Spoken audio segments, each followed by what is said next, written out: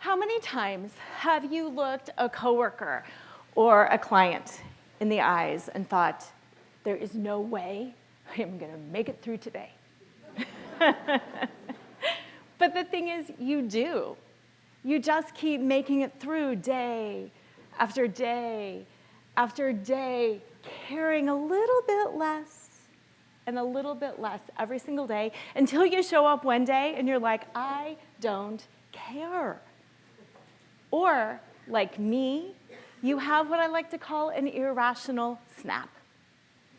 My irrational snap happened in about 2001.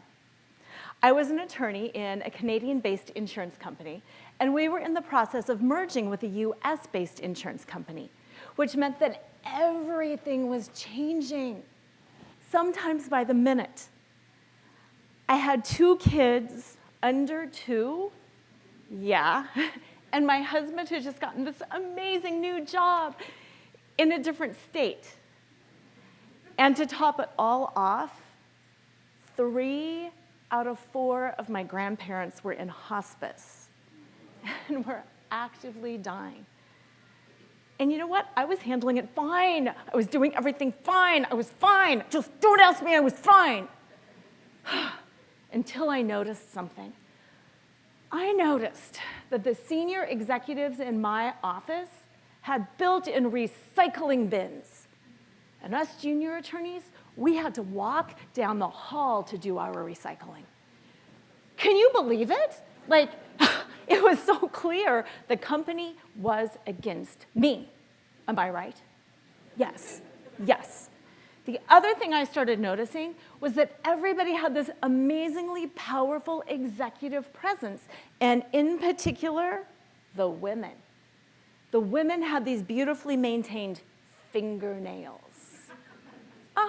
And I could barely find the time for a shower, let alone a manicure. So, in my totally frazzled and completely irrational state, I made the only decision somebody in my position could make. I decided to walk away from my career as a corporate attorney because I didn't have time for a manicure. It made sense, right? So, my question to you is, for me, it was trash cans and fingernails that finally pushed me over the edge. What irrational thing could it be for you that derails your career? About a year into my new career as a stay-at-home mom with a part-time wellness coaching practice on the side, my burnout came back hard. And I couldn't figure out why, because I had left the career that was causing my burnout. My personal life had settled down, and I was doing all the things that you were supposed to do to combat burnout. Not only was I doing all the things, I was teaching others to do all of those things as well. Yet, like me, sometimes it didn't work and we couldn't figure out why. It wasn't until I experienced a significant personal betrayal in my own life that I realized why the traditional remedies for burnout didn't always work. It was because it wasn't always just burnout. It was a sense of betrayal, too. Let me explain what I mean. Burnout is described by the World Health Organization as an occupational phenomenon resulting from chronic workplace stress that has been unsuccessfully managed. And it is characterized by 3 symptoms: feelings of energy depletion or exhaustion, increased mental distancing from one's job or feeling negative towards one's career, and reduced professional productivity. It is such a problem that the World Health Organization estimates burnout costs the US over $500 billion every year. Now, betrayal, on the other hand, is defined as the breaking of an expectation that you have relied on, that ruptures your view of yourself or your career or the world. And the symptoms of betrayal trauma are feeling emotionally numb and withdrawing socially, having negative beliefs about yourself or others, experiencing hypervigilance towards potential perceived threats, having difficulty managing your own emotions, and even questioning your ability to make decisions. Strikingly similar to the symptoms of burnout, yet very different root causes. The root cause of burnout is stress that has been unsuccessfully managed. And the root cause of betrayal is a broken expectation that ruptures your view of yourself or the world. The solution is not to do more. Doing more increases your stress. Doing more increases the chance that your expectations will be broken. Who here has ever gotten all stressed out on their way to do something relaxing? Like, I can't take this call right now, I'm going to yoga. That's right, I'm going to yoga, you gotta back off. Right? Been there? Yeah. That's why doing more doesn't always work. The solution is to do less and to fuel up more so you have more energy to manage your stress or more energy to manage your broken expectations. Today, you are going to walk away with 5 tools that you can use every time you start feeling burned out. And these tools are geared to managing your feelings of betrayal. These tools are encapsulated in the acronym Fuel Up. And you are going to want to use these anytime you are not feeling so great and you want to take advantage of the prism of possibilities that are all around you. All right, the acronym Fuel Up stands for F. Find your why and live in pursuit of that why in everything that you do. U, uncover the truth. That means getting to the root cause of what's really causing your symptoms and addressing that. E stands for expectation management, for learning how to identify and then communicate and then advocate on behalf of you and your expectations. L stands for learning to laugh, which is the #1 way to calm and re-regulate the nervous system. And the up in Fuel Up stands for unbroken promises. And this is about keeping the promises that you make to yourself. All right, the very first thing, I went head too far there. The very first thing we're going to talk about is F, finding your why. This is the tool that I want you to use when you feel like I have no purpose in life.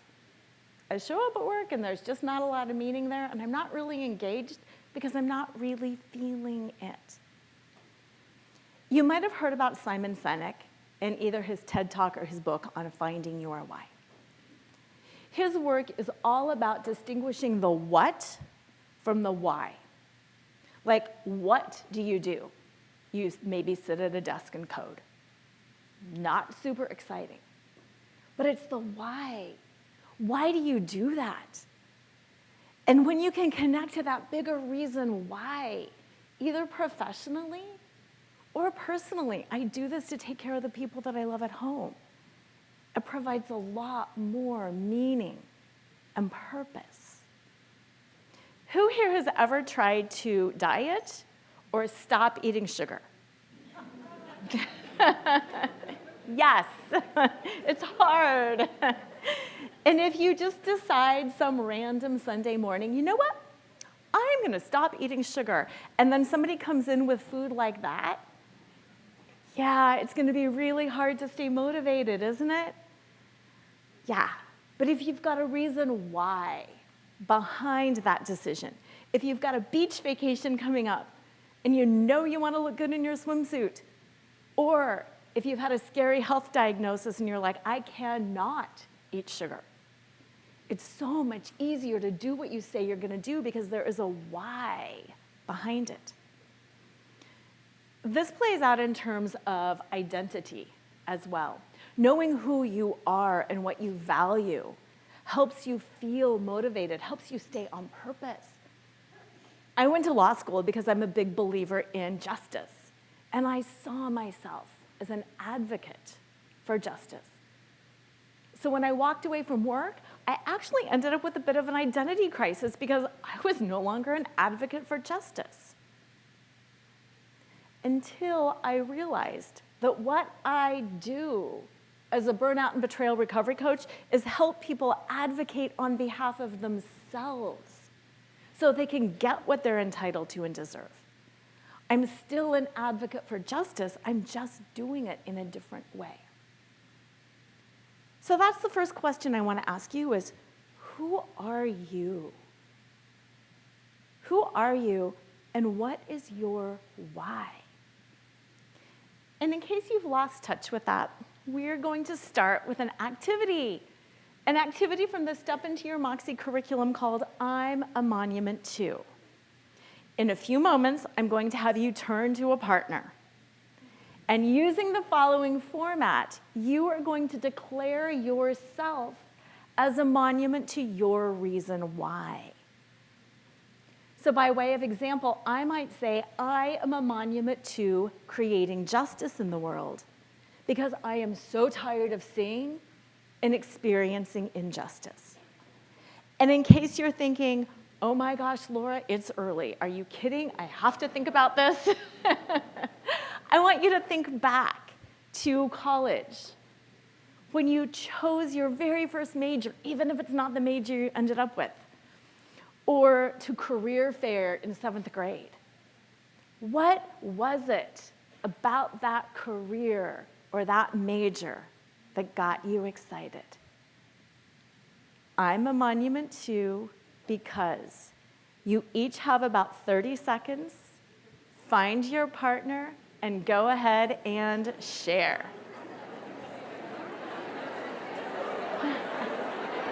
All right. All right, come on back.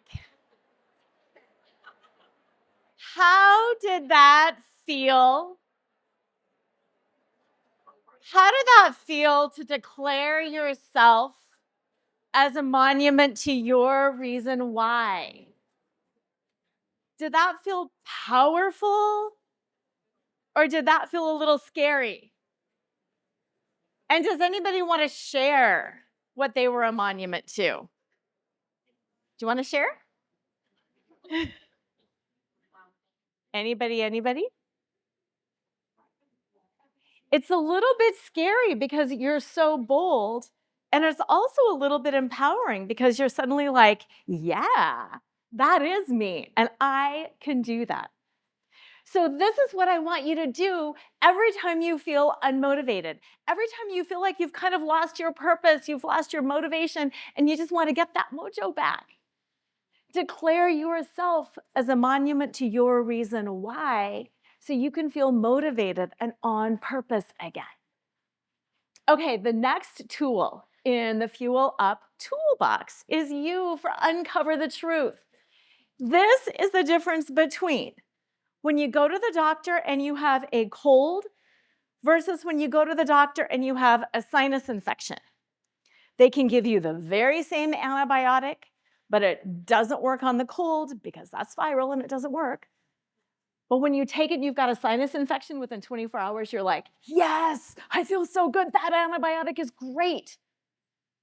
That's the same thing that happens with us. If we don't know the problem we're solving, the solution is not always going to work. In 2019, the American Bar Association did a comprehensive study on the attrition rate of female attorneys. For years, law firms had been trying to retain their female talent to no avail. And they kept doing things like offering more opportunities for professional growth and development. And it didn't make a difference. Well, this study realized the real reason that women were leaving, and it had to do with the toxic workplace. Yeah, The top two concerns women cited were first, they were frustrated with always being called a paralegal or a secretary when they were actually the attorney. And the second thing they got really tired of was being perceived as being less committed to their career when they took time away for caregiving responsibilities. So once law firms knew what the problem was, they could actually start solving the real problem. But my question is, how do you think these women might have felt before the study came out? When they were given things like professional development, woo, and it didn't make a difference. They probably felt like something was wrong with them, right? When in reality, nothing was wrong with them. It was just the wrong solution was being applied. And that's my question to you. Like these women, might you be assuming that you're burned out or whatever it is because that's all you ever hear about? When in reality, it's something entirely different.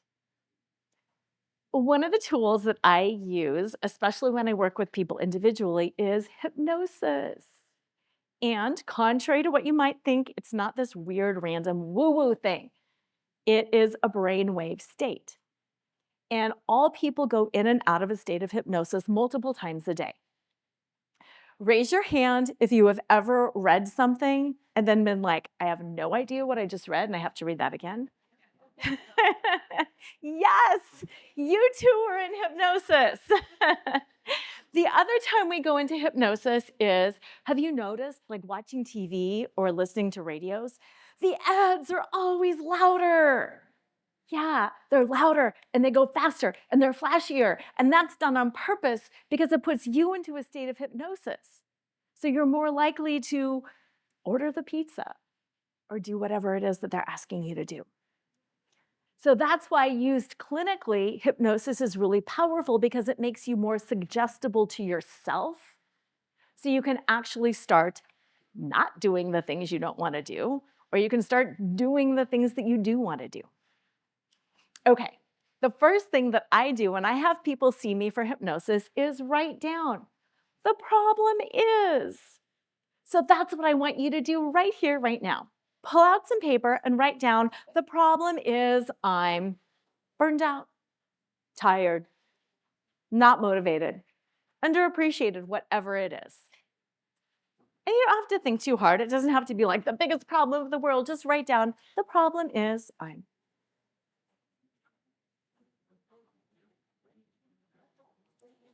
And then, because this is a presentation on burnout, we're going to use the word burnout and we're going to do a little word association game. I want you to shout out the words that you associate with the word burnout. And it doesn't matter if they're nonsense words. What words do you associate with burnout? Shout them out. Yes, not motivated. What was that over here? Race car. I love that. What else? Overworked, tired. Yes. Okay. What I want you to do now is go back to the word that you wrote down, your problem word. And I want you to write down between 1 and 3 words that you associate with that word. They can be nonsense words too.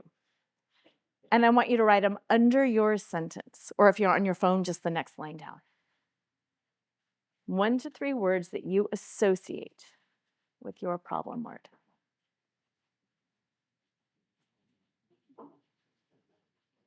Perfect. Now, I want you to cross out your problem word. And I want you to reread your sentence using the words that you associated in place of your perceived problem word. So the problem is I'm burned out. Might be the problem is I'm tired. I'm not feeling empowered. Or I'm working way too much overtime. Do you see how it's a slightly different problem that requires a slightly different solution? Yeah. Look at your sentence. Did you have a, oh, I get it, aha moment? Yeah. Now, don't worry if you didn't. We're in a conference room. It's early. Use this tool when you're at home and you can be more relaxed and more reflective. And don't ignore the problem words. Race car, don't ignore those. I had this woman come up a couple of weeks ago after I was doing this, and her problem word was apple. And I was like, apple? Okay. She's like, Laura, it made so much sense. I'm like, okay, good. Her grandmother had apples on the wallpaper in her kitchen, and she would always bake apple pies for celebrations. So she's like, when that word came to me, I realized I need more comfort in my life. Yeah. So don't ignore those problem words. Sometimes the biggest aha moments can come from those. So use this tool. Every time you're frustrated, you're like, I'm trying and nothing is working out for me. Use this tool to uncover what might really be going on for you. Okay, the next tool in the Fuel Up toolbox is expectation management. And oh boy, is this a big one. This is the tool that I want you to use when you're just like disgruntled and you're disillusioned and you're like, this is not the way life is supposed to be. This isn't the way my career is supposed to be. This isn't the way the world is supposed to be. And I'm just mad about everything. Before we go into it, I want to review the definition of betrayal. Betrayal is the breaking of an expectation that you have relied on, that ruptures your view of your career, yourself, your world. And an expectation is just a belief or view that you have about something. And before we move on, I want to say two things. In order for you to feel betrayed, there does not have to be an actual betrayer. No bad actor is necessary. You can just feel betrayed based on what's going on inside. And then second, not all broken expectations lead to a sense of betrayal. This is how that plays out. If you're going to the beach and you expect it to be sunny and it's raining, you're going to be bummed. You're going to be disappointed. But you are not going to be like, oh, I feel so betrayed. But things like the COVID pandemic, 9/11, even the fires in Hawaii, that can disrupt your view of the world. Like, we don't have terrorist activity in the United States. How can that happen? Or how can a virus shut down the whole planet? Why can't my immune system handle that? That ruptures your view of yourself. That can rupture your view of the world and leave you feeling like you've kind of been betrayed. If you have ever found yourself thinking like, why me? What did I do to deserve this? But things are so bad, it's never going to get better again. That's a clue that what you're feeling is a sense of betrayal. And the best way to manage your expectations so you can take advantage of the prism of possibilities that are all around you is by learning how to identify what those expectations are, communicate them to the relevant people, and then advocate on behalf of yourself and those expectations. Okay, some expectations are super, super, super easy to identify and communicate. Who here expects a paycheck? If you didn't get a paycheck, would you know what expectation was broken? Yes. Would you know who to communicate to get that resolved? Yeah. And would you feel fairly comfortable advocating on your own behalf? Yeah. When you can identify your expectations, begin with the end in mind, reverse engineer, bada bing, bada boom, it's all taken care of. Problems happen, however, when you can't identify the expectation that's been broken. Because if you can't identify it, you can't communicate. And if you can't communicate, then you can't advocate. I grew up in the 80s. I grew up watching things like the Angeli perfume commercial. Have you seen that? Yes, she is the perfect 24-hour woman. She can bring home the bacon, and she can fry it up in a pan, and her kids are perfect. And look at her working out. I don't look like that working out. And her life is perfect. And even though I didn't consciously think I could be the Angeli perfume lady, there was a part of me inside that kind of thought I should be, right? Like, I was raised, women can have it all. And I'm thinking, well, I'm good enough. I'm smart enough. I can have it all too. I can't. So when my life fell apart and looked nothing like this, my expectation over how it should work was broken. And it ruptured my view of myself. And it left me feeling kind of betrayed. I couldn't articulate or identify that then. But if I could have, I could have communicated it to somebody. Then we could have had a conversation. And I could have seen that this is the narrative that's wrong. My expectations are not realistic. And I might not have walked away. That's the thing about these covert expectations that lead us to feel betrayed, is we don't know that they're there. They're a part of our culture, our society, our family. And they're usually kind of those small things like, well, I should be special, right? I'm a little bit different. We should be able to work with me, right? They're all of those shoulds. And unless you identify what they are, how can you communicate or even advocate on behalf of them? I want you to brainstorm with me. What is one or two expectations that somebody might have that ruptures their view of themselves or their world? And in case you're thinking, I don't really know, who here works with people who are new to the workforce? Anyone? Yeah. A lot of the younger generation comes in with these expectations about the way it should be that just aren't so. So think about, what are some expectations that people might have? Some great answers I've heard are the expectation that every day when you go home, your work will be done. Wouldn't that be nice? Another one is that, of course, everybody thinks like I do. What do you mean you think differently? Huh? So think about that for yourself. For those that you work with, what assumptions are they operating under that are different than yours? Now, how do you figure out these expectations, you might be wondering? So glad you asked.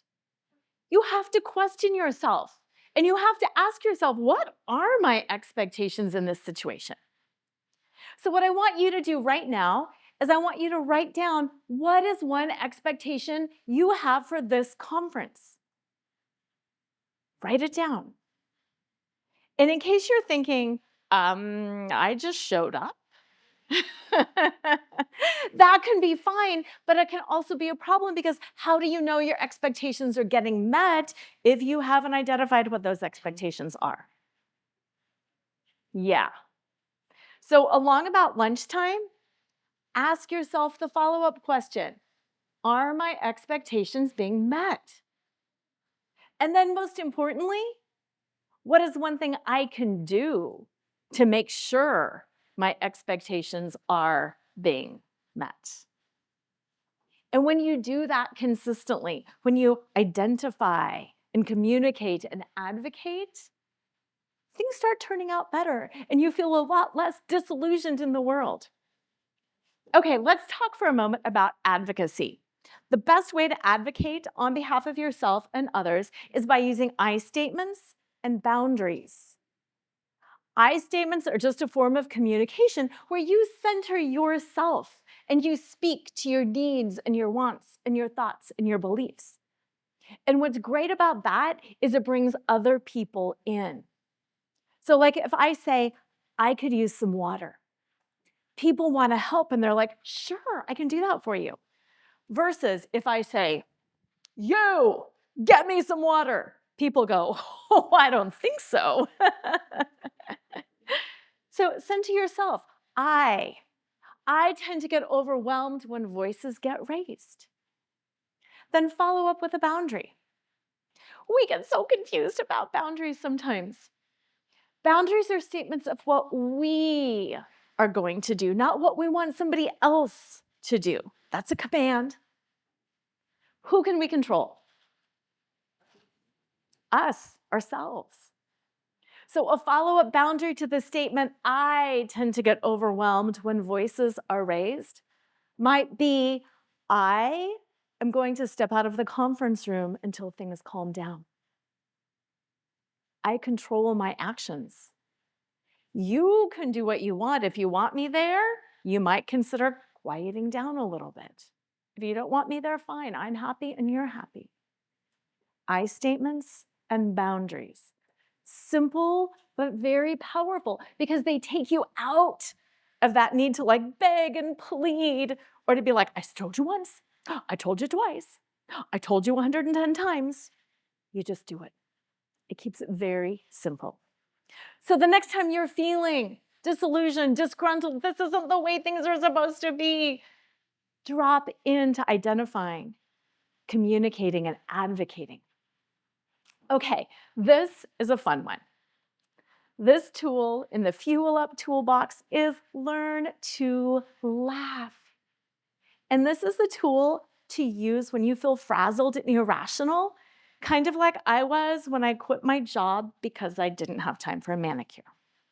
Okay?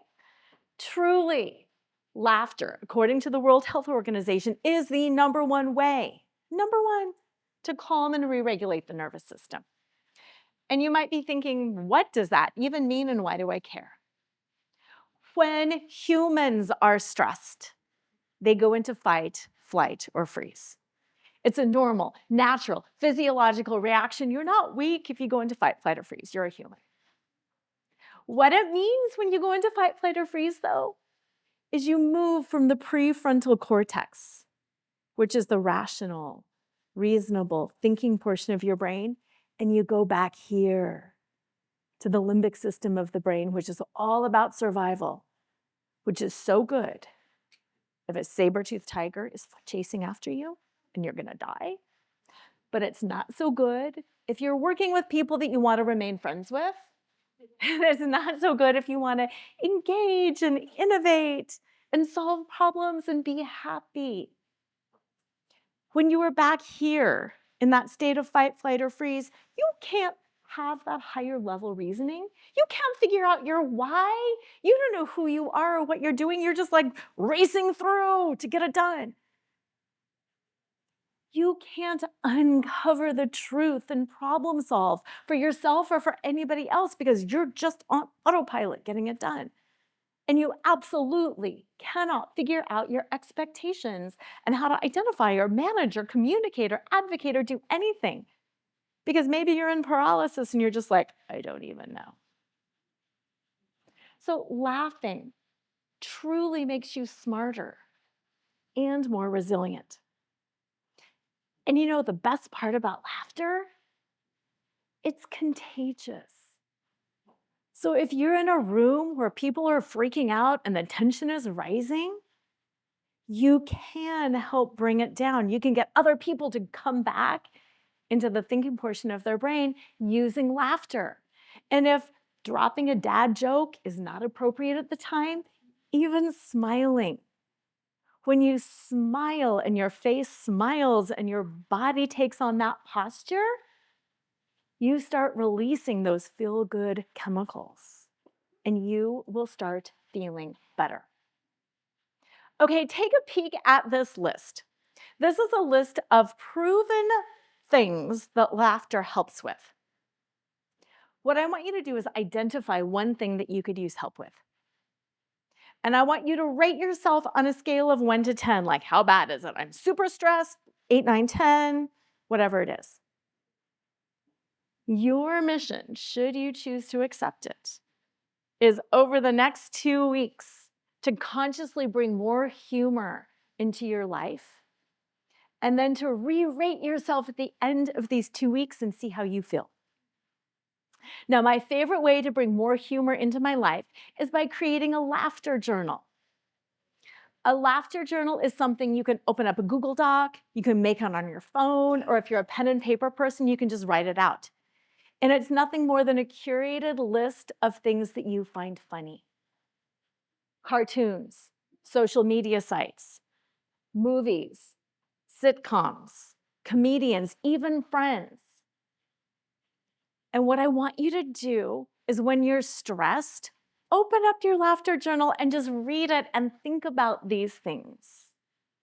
Because even just thinking about things that you find humorous is enough to make you feel better.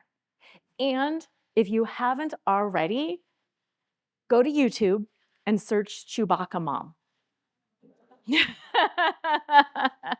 That is my go-to to help calm me down when I am stressed out. Another thing that you can implement in your organization with your team is the practice of noticing and commenting on 5 things a day that you find humorous or that are good and going right. We are all born with a negativity bias. And again, it's a safety mechanism. Our brains will see everything that's wrong to keep us safe. But that means all day long we're looking for things that are wrong. And that's not very fun. So when you consciously choose to identify 5 things a day that you find humorous, you start rewiring your brain for positivity. And that makes everybody happy. Okay, I have 2 pre-selected volunteers. It is time to come up here. Pre-selected volunteers. What you are going to do is read what is on side 1, and you're going to emote. You're welcome. Here you go. Okay, audience, have you seen the movie Gladiator? Yeah. Remember how the emperor would judge if they lived or if they died? Oh, yeah. You are going to judge our 2 lovely volunteers. Now, I know you probably know them.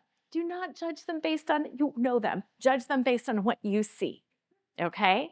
You get to decide, is this somebody I want to work with?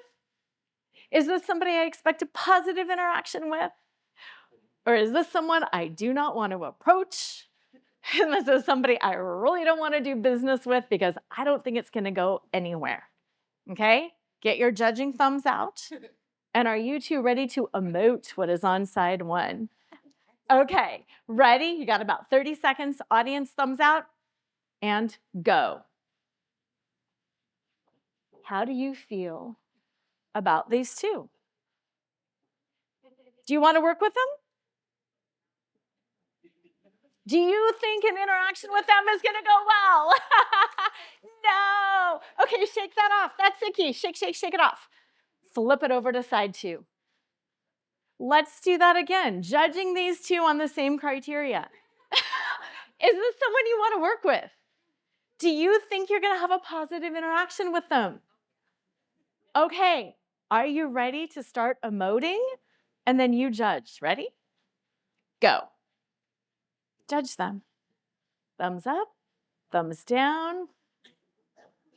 Yeah. Thank you, volunteers.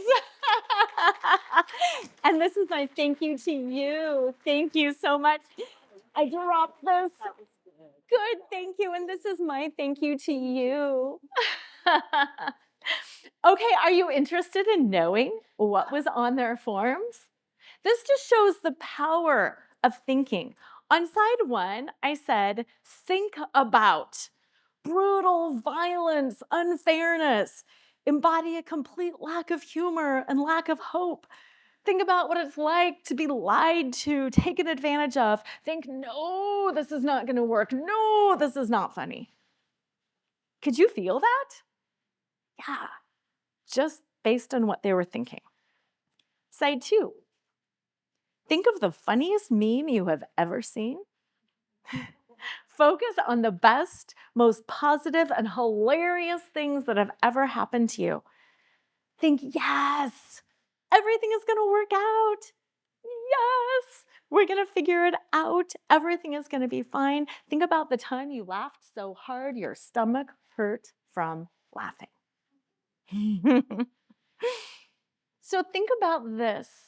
The next time you're working with your difficult coworkers, your difficult clients, every time you're at home and your partner is being difficult, embody yes, embody positivity, embody humor, and things will start working out better and you will be much less frazzled or irrational. All right, we are almost there. Last tool in the Fuel Up toolbox is up. And that stands for unbroken promises. Unbroken promises that you make to yourself. Here's my question. If someone else broke promises to you at the rate that you break promises to yourself, would you even want to be their friend? Ouch, right? Fueling up self-trust is so important because, as we mentioned earlier, who can we control? Us. Yeah, us. We can only control ourselves. And when we know how to make and keep promises to ourselves, it doesn't matter what happens around us because we know that we've got our own back. So fueling up self-trust truly is the number one way to stay motivated, engaged, innovative, and happy in your life. And if you're thinking, okay, I hear you, Laura, wah, wah, wah. Sounds really good, but you have no idea what I have going on. You have no idea what I'm responsible for. That's not very realistic. What I want to say to you is that's just the problem. That's just the problem.